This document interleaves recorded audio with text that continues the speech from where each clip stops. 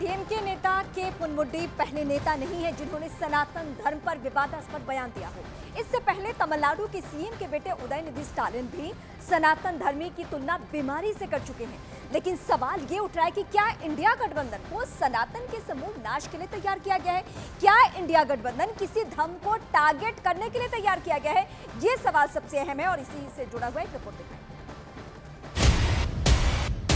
वह उदयनिधि स्टालिन सनातन धर्म को समाप्त करने का उद्घोष करता है और कहता है कि हम सनातन धर्म को समाप्त कर देंगे। हमारी संस्कृति, हमारे इतिहास और सनातन धर्म का अपमान किया है। सनातन धर्म का के ऊपर भी चोट पहुंचाई जा रही है। इन्हीं के गठबंधन के लोगों ने, डीएमके ने चोट पहुंचाई है। सनातन पर सियासी महाभारत। डीएमके के मंत्रियों के बयान पर मचा बवाल।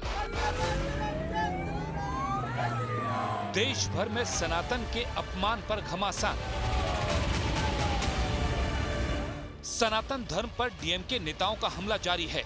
उदयनिधि स्टालिन और ए राजा के बाद अब डीएमके सरकार में मंत्री के पोनमुडी ने विवादास्पद बयान दिया है। जूनियर स्टालिन के बाद मंत्री पोनमुडी ने बयान देते हुए कहा कि आईएनडीआईए गठबंधन को सनातन धर्म के सिद्धांतों के खिलाफ लड़ने के लिए बनाया गया है।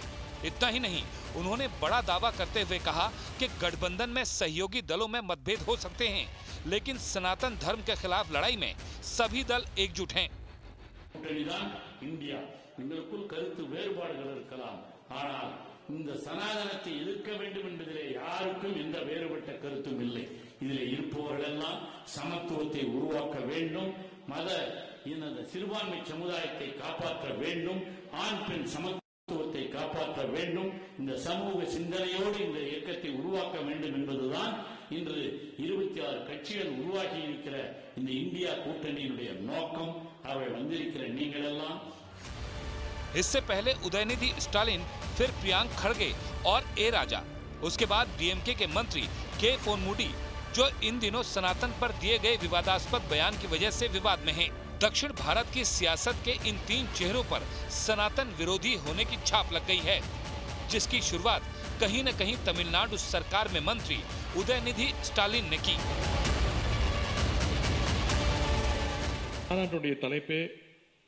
மிகவும் சிறப்பாக அமைந்திருக்கின்றது. சனாதன எதிர்ப்பு மாநாடு என்று போடாமல் சனாதன ஒழிப்பு மாநாடு என்றும் நீங்கள் இதை போட்டிருக்கிறீர்கள், இதை அழைத்திருக்கிறீர்கள், இந்த நிகழ்ச்சிக்கு பெயரிட்டீர்கள். அதற்கு என்னுடைய வாழ்த்துக்கள். சிலவற்றை நாம் ஒழிக்கத்தான் வேண்டும், எதிர்க்க முடியாது. கொசு, டெங்கு காய்ச்சல், மலேரியா, கொரோனா இதையெல்லாம் நம்ம எதிர்க்கக்கூடாது, ஒழித்து கட்ட வேண்டும். அப்படிதான் இந்த சனாதனம். சனாதனம் என்பதை எதிர்ப்பதை விட ஒழிப்பதே நாம் செய்ய வேண்டிய முதல் காரியமாகும். எனவே இந்த மாநாட்டிற்கு மிக பொருத்தமான தலைப்பு வைத்திருக்கிறீர்கள், அதற்கு என்னுடைய பாராட்டுகள். जूनियर स्टालिन के बयान से एक तरफ जहां विपक्षी गठबंधन के कुछ दलों ने किनारा कर लिया, तो वहीं उनके बयान के समर्थन में उनके पार्टी के नेता खड़े होते दिखाई दिए। மலேரியா போல டெங்கு போல ஒழிக்க வேண்டும் என்று. மலேரியாவுக்கும் டெங்குக்கும் சோசியல் ஸ்டிக்மா இல்ல, அது ஒரு அருவருப்பா சமூகம் பார்க்காது. அருவருவாக பார்க்கிற ஒரு சனாதனத்தை சொல்லணும்னா முறைப்படி ஒரு காலத்துல தொழுநோய் இருந்தது.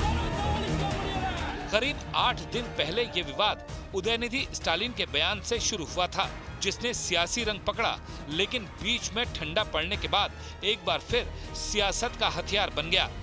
और अब जब डीएमके के एक और मंत्री ने विवादास्पद बयान दिया है और उससे गठबंधन को भी जोड़ दिया है, तो बीजेपी के खेमे से भी हमले होने शुरू हो गए हैं।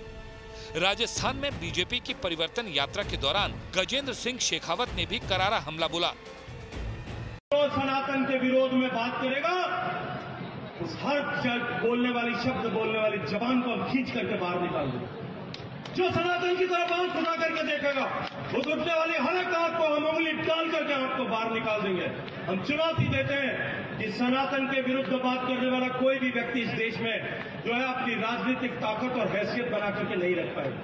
इस देश में कितने आक्रांता है, भारत के वैभव को लूटने के लिए, भारत की संपदा को लूटने के लिए, भारत की संस्कृति को कमजोर करने के लिए, भारत की सभ्यता को और सनातन धर्म को पतलित करने के लिए कितने आक्रांता देश में आए कि हम इस सनातन पर हमला करने वालों को बर्दाश्त नहीं करते। हम भवन को उखाड़ करके फेंकना और चुनौती के साथ में खड़ा होना पड़ेगा। जो सनातन के विरोध में बात करेगा उस हर बोलने वाली शब्द बोलने वाली जबान को हम खींच करके बाहर निकाल देंगे। INDIA गठबंधन सनातन के विवाद में घिर गया है और इसकी सबसे बड़ी वजह है कि इस मामले पर बाकी दलों ने अभी तक अपनी स्थिति स्पष्ट नहीं की है। यही वजह है कि बीजेपी को विपक्षी दलों के साथ साथ खास तौर पर राहुल गांधी और सोनिया गांधी को घेरने का मौका मिल गया है। सनातन पर शेखावत के जवाबी हमले के बाद AIMIM चीफ असदुद्दीन ओवैसी ने ट्वीट करके हमला बोला है। ओवैसी ने ट्वीट में कहा कि G20 खत्म हो चुका है और डिक्लेरेशन के पॉइंट 78 का कोई मतलब नहीं है।